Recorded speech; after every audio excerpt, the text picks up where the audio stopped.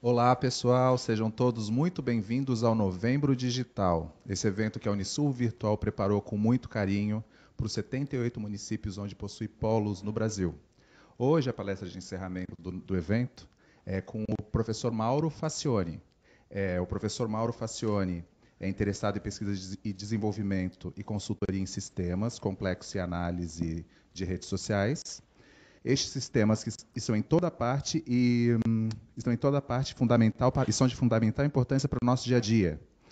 Data centers, sistemas distribuídos elétricos, redes inteligentes, sistemas industriais, ferramentas web educacionais, internet de coisas e vários outros sistemas de missão crítica que devem funcionar sem inatividade, trabalhando com data center, consult, pesquisa de mercado e análise, design de produto de TI, além de tudo, treina triatlo e corrida e mantém o desempenho, mente e foco.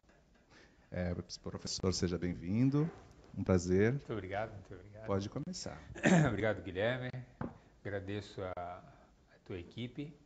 Agradeço a Unisul também poder participar desse evento. E agradeço a equipe que está aí atrás das câmeras, né?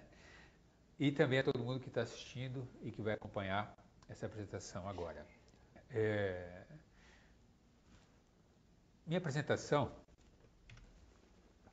eu dei o título de Internet das Coisas, tudo novo, outra vez. Eu poderia ter pego um outro título, Internet das Coisas, a quarta revolução industrial, ou outros títulos como esse. E eu quis dizer, tudo novo outra vez, porque a gente de novo vai ter uma modificação bem grande no ambiente. Nós temos um grupo de pesquisa chamado Sysplex, que é um grupo de pesquisa em sistemas complexos, e a internet das coisas é um dos temas que está dentro desse grupo de pesquisa. Tá? Então eu vou falar sobre o que é tudo novo outra vez. Peguei essa tela, reorganizei um pouco, da Communication Society. Está aqui o link deles, falando de IoT. IoT, ou IoT, é a sigla para a internet das coisas, é a sigla que vai assumir o ambiente mundial aqui, é a sigla que tem a ver com a internet das coisas, que é Internet of Things, né? Internet das coisas. Nós estamos falando em 50 bilhões de coisas conectadas à internet até 2020. O que são essas coisas? Daqui a pouquinho eu vou abrir um pouquinho melhor. Lá para cima, 250 milhões de veículos conectados à internet até 2020. 27 bilhões de conexões, máquina a máquina, machine to machine, em 2024. 15 trilhões de dólares adicionados ao PIB mundial pela IoT, ou Internet das Coisas, nos próximos 20 anos. Isso aqui são estimativas dessa Communication Society. Na minha opinião, elas serão superadas largamente, tá? Mas vamos chegar devagar aí no que é essa internet das coisas. Esse grupo de pesquisa, IoT Analytics, lá em cima à esquerda, fez uma pesquisa em 2014, no último trimestre de 2014, com algumas palavras-chave que aparecem dentro do ambiente da internet das coisas. Então aqui no Google, Twitter e LinkedIn. Então, eles começaram a medir mensalmente quantas vezes eram pesquisadas coisas relacionadas à internet das coisas, né? Então, as palavras que mais apareciam nas pesquisas mensais, 61 mil pesquisas sobre casas inteligentes, né? Vestíveis, 33 mil. Mas olha que interessante, no Google tinha uma quantidade imensa de pesquisas, você vê que vai caindo até zero aqui, a mesma tendência estava nos tweets, né? Com 3.3K, 2K e assim para baixo. E no LinkedIn, posts colocados no LinkedIn por pessoas relacionadas ao ambiente da internet das coisas. E daí a gente começa a ver as aplicações da internet das coisas. A inteligência predial, né, a casa inteligente, vestíveis, cidades inteligentes, medições, o Smart Grid, né? Está aqui um símbolo de um sistema elétrico, internet industrial, carros conectados, né? Saúde, a parte de comércio, né? Retail aqui, revendas, logística e até a parte de agricultura, smart farming, né? Então isso aqui é apenas para mostrar como que a internet das coisas começou a aparecer, 2014. E eu fiz um desenho para mostrar, a internet está muito associada a essa ideia da nuvem, né? Às vezes a gente vê a internet relacionada à ideia da nuvem.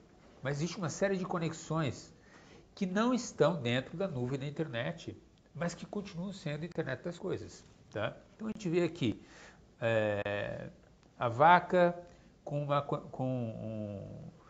uma conexão com um marcador aqui, um tag de RFID, a gente já vai explicar sobre isso, sensores, redes de telefonia celular, sistemas de medição solar, residências, prédios, câmeras, celulares, sistemas eólicos, indústrias.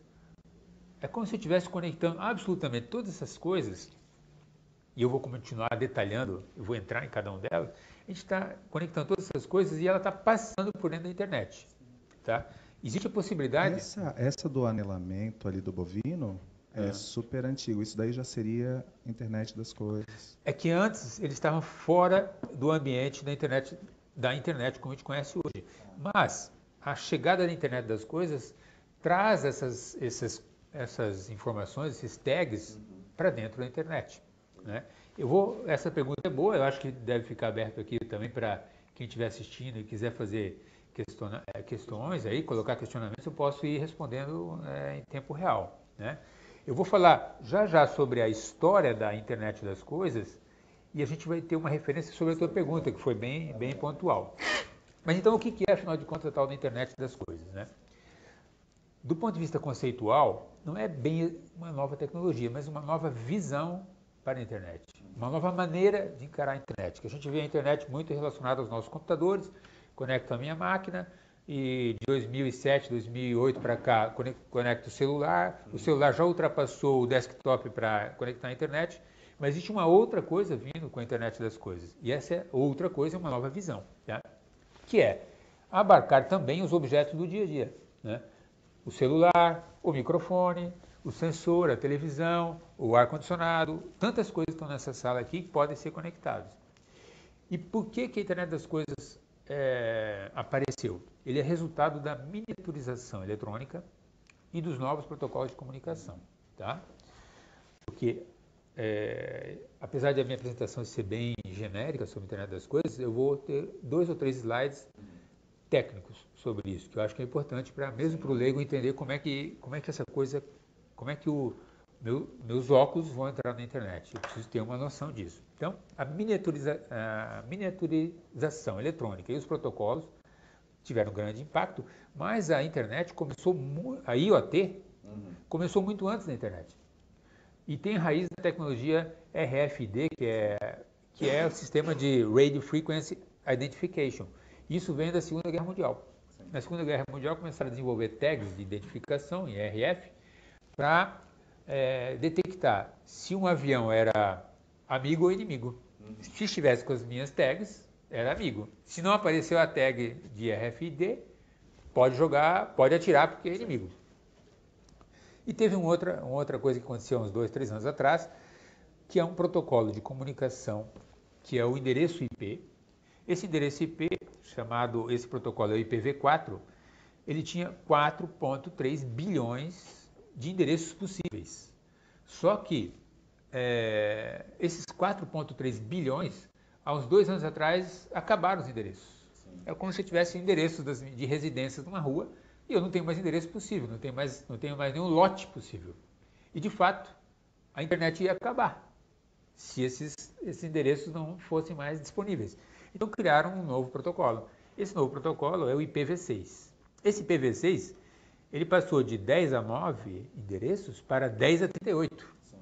Esse número nem dá para falar. Se você colocar lá o 3.4000038 vezes, vocês vão ver que vai dar um número gigantesco. E isso aí permitiu que qualquer objeto possa ter um endereço IP. Tá? Isso é fantástico. E isso deu uma abertura a gente falar, como logo no primeiro slide, de 50 bilhões de objetos com endereço IP. Tá? Então, do ponto de vista da história da Internet das Coisas, ele aparece realmente como um conceito.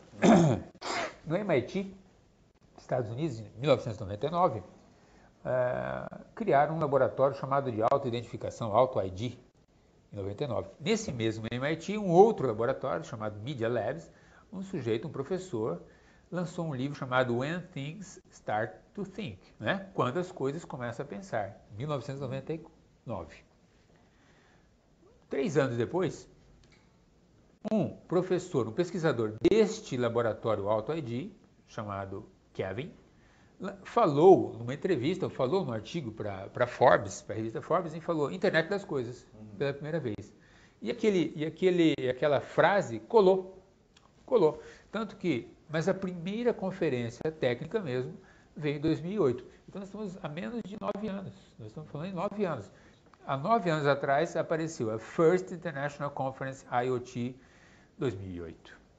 Se as pessoas entrarem nesse link, vocês vão ver todas as coisas que estavam dentro, falando de internet das coisas apenas em 2008. Tá? Então é uma história ultra recente. Nós estamos falando de uma evolução ultra recente. E eu vou falar uma só slide aqui, um pouco mais técnico. O que é a coisa da internet das coisas? É um relógio? É um celular? Mas por quê? Tem 3 tipos de funcionalidades. Tá? E eu fiz nesse desenho aqui, eu tirei de uma norma da International Union of Telecommunications, que ele divide em essas funcionalidades, o azul, o branco e o preto. O que é o branco aqui? Ó? São as capacidades que têm inerentes ao objeto. Ele tem que ter capacidade de processamento, uma localização física, uma identificação, quer dizer, eu tenho que ter aquele endereço IP, eu tenho que identificar esse objeto dentro desse ambiente, um endereçamento, ou seja, se eu mandar uma mensagem, eu tenho que chegar nesse cara, quer dizer, tem que ter um endereço dentro da rede. Essas são as 4 funcionalidades que são características do objeto. Nem todo objeto da internet das coisas precisa ter tudo, mas ele tem que ter alguma dessas coisas. Basicamente, o processamento é uma das principais. Isso é o objeto. Então, eu vou pegar os meus óculos como um exemplo da apresentação toda. Então, se eu acrescentar dentro desses óculos aqui algum chip que tenha processamento e tenha um endereçamento, que eu consiga chegar até ele já está começando a entrar na internet das coisas. Mas para que ele evolua para a internet das coisas, ele tem que ter algumas das capacidades do azul. Basicamente, a principal é comunicação. Ele precisa, para estar na internet das coisas, ele precisa se comunicar com outros objetos. Né? Ele não precisa automaticamente entrar na rede, na internet. Mas ele precisa comunicar com algum outro objeto, talvez com o meu relógio. Talvez com esse sistema do som que eu estou usando. Ou talvez com esse mouse. Ou com alguma coisa ele tem que se comunicar. Uma outra característica interessante é que os dispositivos da internet das coisas, muitos deles têm a capacidade de perceber coisas no ambiente. Então ele tem um sensor. E às vezes ele pode atuar no ambiente. Então, se aquele chip que está na orelha da vaca, ele tem processamento e ele tem capacidade de se comunicar e ele tem também um sensoriamento. Ele pode ter coisas ali, tipo temperatura do sangue dela, batimento cardíaco, ele pode estar verificando várias coisas. Então ele tem ali um sensoriamento. E outra coisa interessante na internet das coisas é que os objetos da internet das coisas podem trabalhar em cooperação. Tá? Cooperar num grupo. Sim. Isso é um negócio super legal. Por fim, a terceira funcionalidade importante é esse dispositivo tem que ter uma interface com o usuário. Eu tenho que ser capaz de programar ou de ler o que está acontecendo lá dentro. Então ele tem que ter. E essa interface do usuário pode ser uma interface web, ou uma interface, uma tela preta de um computador, ou, eu vou usar mais um segundo exemplo, esse relógio. Esse aqui efetivamente está na internet das coisas. E ele tem uma interface de usuário, que é a minha telinha aqui, que eu consigo fazer programações com ele. Tá? A chegada da internet das coisas trouxe mais uma coisa interessante. A gente fala muito hoje, está na mídia, o cloud. Tudo é cloud, tudo é nuvem, tudo está na nuvem. Está na nuvem, o que significa? É um conjunto de data centers muito grande, onde eu tenho as informações, os dados lá. A internet das coisas traz uma... Como é que eu vou dizer? Ela traz para o chão, tira das nuvens e traz para o chão algumas coisas. Nem tudo precisa estar nas nuvens. Eu posso fazer o que os caras lá da Califórnia chamaram de fog, que é a névoa.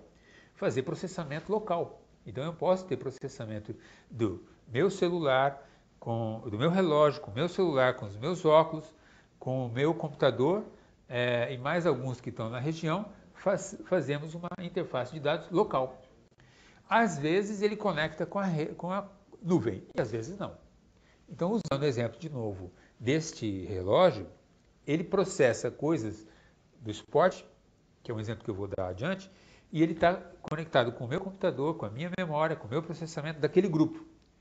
Uma vez por mês, eu faço uma conexão com a nuvem, que é quando eu abasteço, as informações estão aqui e jogo para a nuvem dos outros atletas poderem ver o que eu fiz ou o que eu não fiz. Então, assim, isso aqui é um conceito super importante, porque as pessoas acham que tudo está na nuvem, e nem tudo está na nuvem. Eu posso ter várias coisas na internet das coisas locais, tá? Eu vou falar agora, vou pular para mercado e tendência para começar a trazer os exemplos para a realidade. Eu peguei essa imagem aqui, que ela é bem comum hoje, que daí tem, dentro da internet das coisas também tem muito sonho. Sim. O sonho, né? Aonde dá para ir, o que dá para fazer. Então tem uma série de imagens aqui, eu vou abrir nos próximos slides um pouquinho mais, de maneira um pouco mais detalhada. Mas nós estamos falando em coisas fantásticas, e isso é uma revolução para dentro do ambiente da internet. Por isso que é tudo novo outra vez. É uma nova revolução. A gente teve lá atrás a chegada da televisão, sim, anos 40, anos 50, e a televisão foi uma revolução. E de repente a gente veio com a internet. A internet mudou absolutamente tudo. Acabou com as cartas, através do e-mail, acabou com a televisão, de alguma maneira, substituiu a televisão, acabou com a imprensa. Os celulares depois trouxeram a internet para próximo de cada um, acabou com o telefone fixo, acabou até com a telefonia convencional, porque agora eu uso os aplicativos que falam via dados. Então, e a internet das coisas vai acabar com muita coisa. E se a gente não estiver preparado, vai acabar até com a nossa universidade. Mas a internet das coisas não seria bacana para a TV? De novo esse... Então, o que é acabar, no meu entender? Acabar é refazer, é revolucionar. Revolucionar significa fazer uma nova evolução e trazer um outro ambiente. De fato, a internet das coisas ela não vai destruir. Ela vai acabar com um conceito velho e vai trazer para um conceito novo. E a gente tem que estar preparado, né, para dentro da universidade, como eu disse, porque a internet das coisas vai influenciar na educação à distância, na maneira de aprender, na maneira da medicina agir conosco, na maneira do meu médico falar comigo, milhares de coisas que nós nem estamos pensando ainda. Então, em 97, exatamente 20 anos atrás, a internet foi liberada comercialmente no Brasil, 96 para 97, 20 anos. Em 20 anos, absolutamente tudo mudou dentro do ambiente de comunicações. A gente pode tranquilamente dizer, em 2027, daqui 10 anos, a internet das coisas vai transformar absolutamente o que nós temos de compreensão hoje do dia a dia. Então a gente está falando em 5, 10, 15 anos e as aplicações ainda vão surgir. Eu acho que isso é que a gente tem que estar preparado. Esse cenário, né, fala em ambientes daí da cidade, da locomoção, do carro conectado, da indústria, da logística, dos serviços. É uma infinidade de coisas. Que coisas seriam essas? Que possibilidades? Eu fiz um desenho aqui, uma tabelinha, é o único slide aí que tem mais texto, né, com cenários de aplicações. Esses cenários estão relacionados aos seres humanos, as residências, ambientes comerciais, escritórios, indústrias, área de transporte, cidades, rural. Dentro se a gente falar o cenário como ser humano, a gente está falando em toda a parte de saúde, a parte de esportes, sensores de temperatura, pressão, marca-passo, segurança pública, segurança física, monitores, né? Então são exemplos, não sabemos ainda o que vai ser feito disso. Das residências, a questão da segurança, do ambiente, do conforto, né? Área rural, monitoramento de espaços abertos. A gente vê hoje que os drones, né, a chegada dos drones, os drones vêm incorporando tipicamente itens da internet das coisas, tipicamente, porque ele tem lá câmeras, ele traz sensores diversos, ele comunica, ele tem processamento e você pode fazer até grupos de drones trabalhando no ambiente na área de meio ambiente, florestas, plantações, não sei, grupos de drones naquilo que eu comentei sobre máquina para máquina, conversando entre si, cooperando para fazer uma gestão contra um incêndio, por exemplo, né? Portugal, que está cheio de incêndios, esteve nesse último verão deles, a nossa área do centro-oeste, né? Será que a internet das coisas não deveria estar agindo justamente para nos beneficiar nesse sentido? Né? Atuar, fazer sensoriamento em tempo real? Aí eu comecei a abrir. Relações máquina a máquina. Isso é do ambiente da internet das coisas. Veja o que eu coloquei aqui no desenho. A internet, essa nuvenzinha, né, que representa a internet, meio de escanteio. O que quer dizer que a internet das coisas ela é ativa mesmo sem estar dentro da internet convencional. Isso é uma revolução também, porque eu vejo a internet convencional, as pessoas, como um ambiente da internet, o e-mail e tal. Mas eu posso ter uma série de outras coisas ao lado acontecendo, como eu falei lá no FOG, mostrando outras possibilidades de relação, que são outros protocolos de comunicação, outras atividades, o carrinho do supermercado passando no supermercado, mas ele não está ligado na internet necessariamente naquele momento, mas ele fez uma conexão com uma outra máquina, que é o M2M, com servidores M2M, que por sua vez podem estar conectados à internet convencional, né? Telemetria, né? Verificação de nível de água, de chuva, de seca, de temperatura, de energia, telemetria. E as comunicações, vejam, podem ser via cabo, via rádio, via satélite. O conjunto de comunicações e de objetos é imenso, é imenso. E os Stevens, né? Criei um desenhozinho aqui. Hoje estão falando até na nanotecnologia, o chip está incorporado no tecido. Então, a forma como eu trabalho um tecido pode trabalhar ambientes de memória na área têxtil, na questão têxtil. Então, eu posso colocar uma camisa que ela é o chip. Ela é o chip. Essa camisa está conectada com outros dispositivos, como uma pulseira, como os óculos, como o relógio, como o tênis, que está medindo a minha capacidade de passos, ou a maneira como eu piso, ou a questão da saúde. Então, assim, muita gente faz perguntas sobre vestíveis, né? Então, eu acho que tem um impacto gigantesco nisso daqui. E tem testes, coisas que funcionam, coisas que não funcionam. Aí, a empresa lá lança os óculos que me localiza, né? Ou os óculos que eu consigo receber informações. Mas daí um outro grupo já disse assim, não, isso aí é muito intrusivo, não, isso aí não fica ruim, não. Então assim, os aplicativos e os objetos, a gente vai ter também uma curva de aprendizado com eles. Os que vão ter sucesso e os que não vão ter sucesso. Tá? Então acho que tem muito, como eu disse, de moda, de fashion e de sonho. E muita coisa vai dar certo, muitas coisas que a gente não espera vão invadir esse mercado. Uma das coisas mais legais, que não faz parte do dia a dia das pessoas, mas que é super importante para a eficiência energética, são as malhas inteligentes, os smart grids. Né? Então a gente está falando em medidores, sensores, dispositivos instalados nos ambientes residenciais, nos computadores, nos geradores. Aqui eu coloquei geradores fotovoltaicos e eólicos, né? Como um exemplo apenas de como as malhas todas se interligam. Essas malhas todas interligadas podem nos trazer informações que permitem a gente perceber se o consumo de água está adequado, se o esgoto está funcionando corretamente, se a energia elétrica está bem distribuída numa cidade e assim por diante. Então isso é tipicamente uma aplicação do Smart Grid.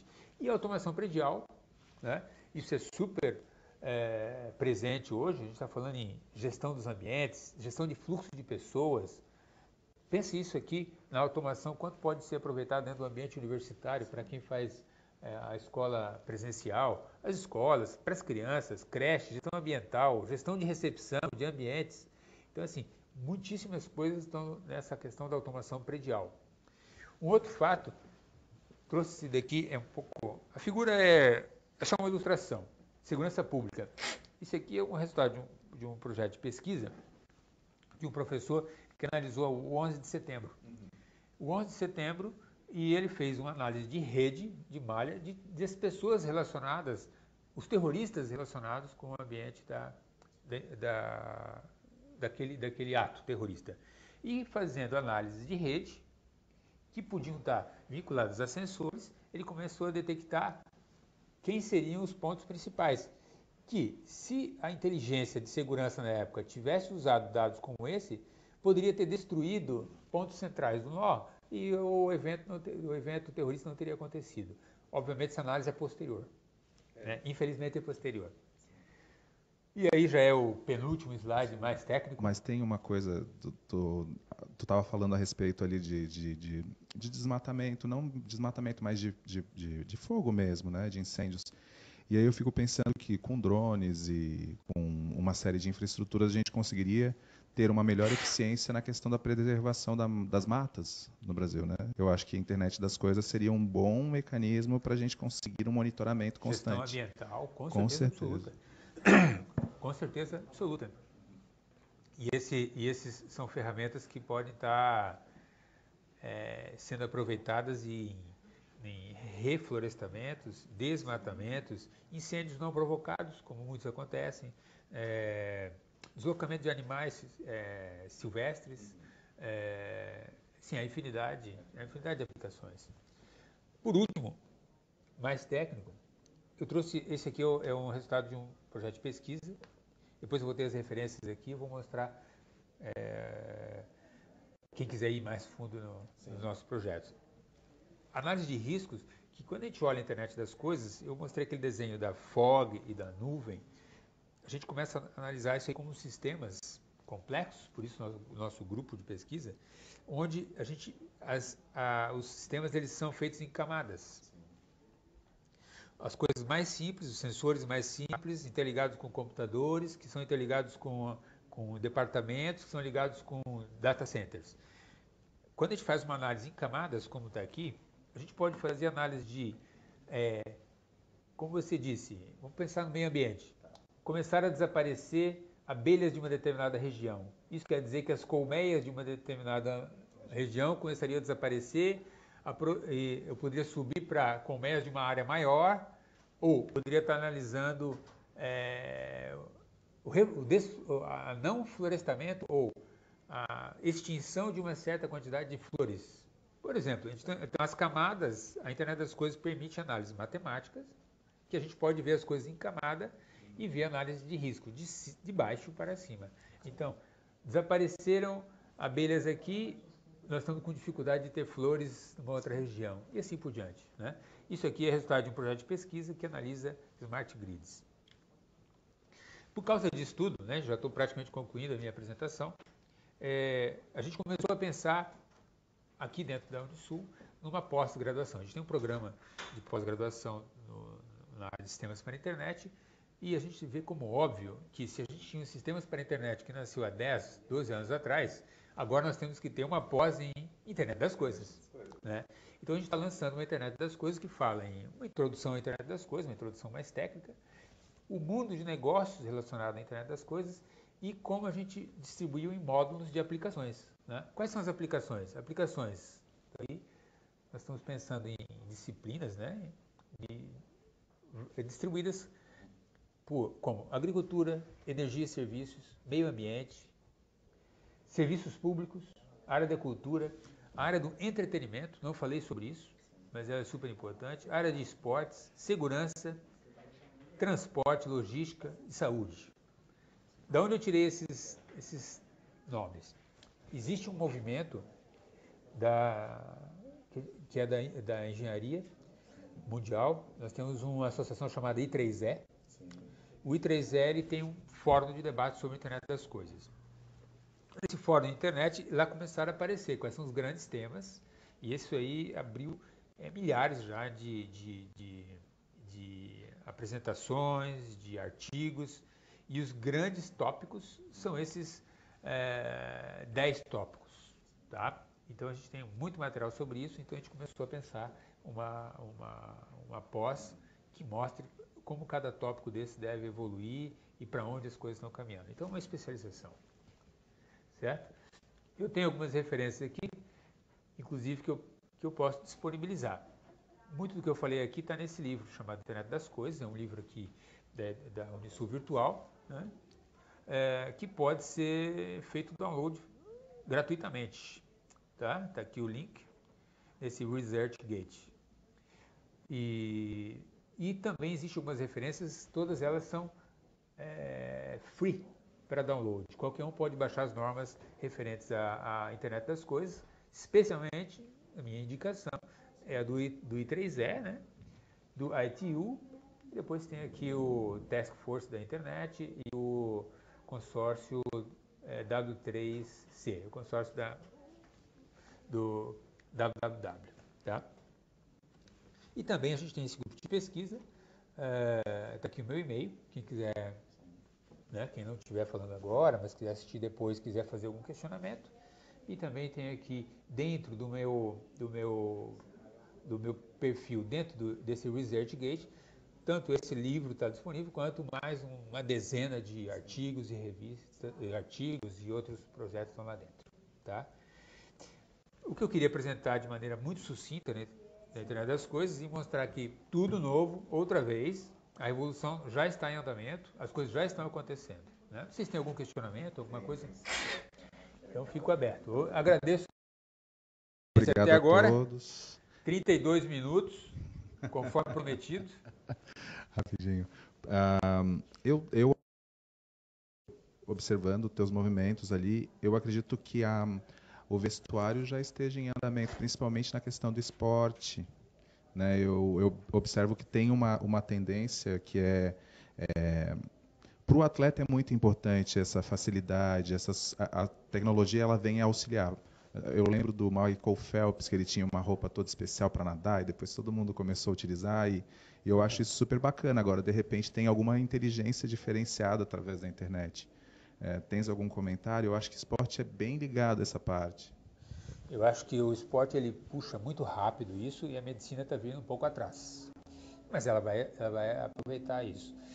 O esporte ele é rápido porque, bom, temos milhares de atletas, né? Mas as coisas mais óbvias que estão aí, a gente já vai andando pelas grandes cidades. A referência de batimento cardíaco, do ponto de vista da saúde, e o esportista também quer medir seu tempo, aí a região, então começa a incorporar dispositivos com GPS, então um dispositivo como esse ele tem capacidade de comunicação, GPS, aí tem aquela questão da localização física, né? Processamento interno, porque daí ele baixa os mapas, ele tem os mapas, mas ele fica dentro do ambiente do atleta, e o atleta daí coloca um celular, né, dentro da sua roupa ali, ou ele subiu em cima da sua bicicleta. Então, por exemplo, um atleta com esse tipo de relógio, um celular em cima de uma bicicleta, que tem contador de giros, batimento cardíaco, são várias informações. Se ele tem um celular, ele imediatamente está subindo aquela informação, ou para a fog ou para a nuvem. Aí você começa a montar um cenário de aplicações, porque isso aqui é importante, mas quando você tem aplicações, pode ficar à vontade, eu preciso de ter aplicações e softwares que tenham interesse. Hoje, quem é da área do esporte já conhece uma aplicação chamada Strava. O Strava, o que é? Ele não tem nada a ver, teoricamente, com esses dispositivos todos. Porém, o fabricante do dispositivo, tipo a Polar, a Garmin e a outra, a Nike, enfim, todos eles juntos começam a ter dispositivos IoT que colocam informação. E outro grupo cria as aplicações. Aí o Strava vem e começa a criar as aplicações e interligando todo mundo. Isso é fantástico. Agora, eu não sei em que ponto, talvez a nossa especialização venha a responder. E os médicos? Os médicos poderiam, né, os cardiologistas deveriam estar com o Strava ligado e falando assim, você é meu paciente, você tem Strava, veja teu batimento cardíaco e eu vou ficar acompanhando você online. Você correu hoje de manhã, pô, Guilherme, você está passando o batimento. Já telefono para o Guilherme, vou mandar informação, ó, você está fora do, né? Ó, tua pressão, vem aqui, passa lá. Então o esporte aí puxa muito. Temos duas perguntas aqui. A primeira é: se a internet das coisas descreve um cenário em que quase tudo está conectado, é claro que há riscos associados. Quais os possíveis riscos os riscos da internet das coisas? Eu tinha a mesma pergunta, aproveitando que alguém fez. Tá. Existem vários tipos de riscos. Por exemplo, vou emendar essa pergunta com a anterior. Eu não faço uma prova de um treinamento dizendo em tempo real onde é que eu estou. Tipo assim, se um criminoso quiser roubar a bicicleta e os dispositivos, você está se expondo exageradamente, né? Então tem coisas que estão associadas ao risco do usuário. Mas tem outros riscos. Dentro desse link do ResearchGate, tem vários artigos. E tem um artigo falando sobre segurança da informação que a gente fez. E a segurança da informação, esse artigo fala sobre como as pessoas usaram os dispositivos Internet das Coisas para derrubar a internet geral nos Estados Unidos há um ano e pouco atrás. O que aconteceu? Começaram a vender geladeiras e câmeras de CFTV e dispositivos em geral, e esses dispositivos todos tinham acesso à internet. Mas quando começou a carregar de dispositivos com acesso à internet, os hackers perceberam que eles eram sem capacidade de responder, de ter barreiras aos hackers. Por quê? Porque as senhas eram simples. O que os hackers fizeram? Fizeram um conjunto de softwares para o que a gente chama de negativa. Enfim, eu não vou explicar detalhadamente, mas o artigo diz isso.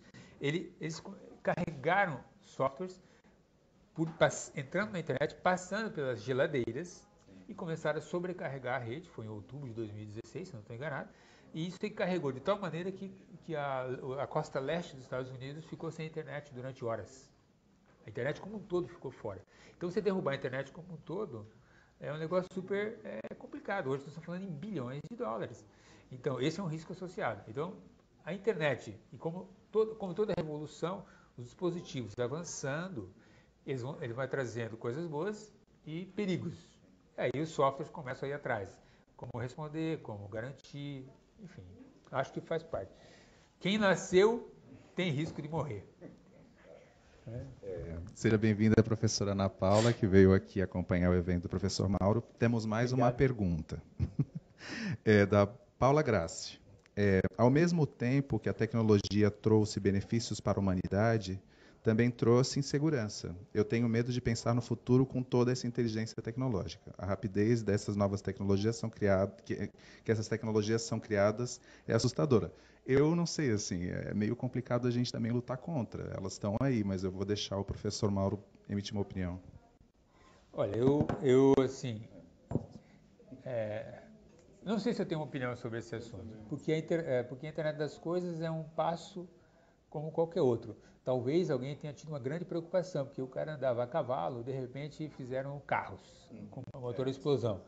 Na época o pessoal ficou muito assustado, agora, né, esses carros vão matar todo mundo, atropelando e tudo mais, né? Então, assim, é um medo é um receio, né, que eu acho que tem que ser combatido conhecendo melhor, não se expondo, né? Eu estou dentro desse ambiente de TI, é parte do meu trabalho, mas a maioria das coisas de TI eu não faço hoje, né? Assim, se eu começar a me entregar a WhatsApp, como eu vou em alguns lugares, me deixa espantado. Pais dos coleguinhas do meu filho vão levar os filhos na escola, eles estão com o WhatsApp ligado, deixa as crianças sair, continuam. Então, assim, esse é um risco, né? Um risco como uma droga, né? Ou um risco de se isolar, de isolamento dele, das crianças. O que eu posso fazer? Por causa disso, vamos evitar ter o WhatsApp, né? Porque a questão será que o fato de ter dispositivos IoT que tem sensoriamento de presença, quantas pessoas estão nessa sala, isso é um risco, né? Então talvez se eu tenho muito medo, não quero, eu não participo. Ou como um colega nosso aqui, se ele achou que o celular era muito intrusivo, então ele não tem celular. Qual é o problema? Então ele não tem celular. Então, assim, depende um pouco de cada um. Tá? Muito obrigado, professor. A gente está chegando.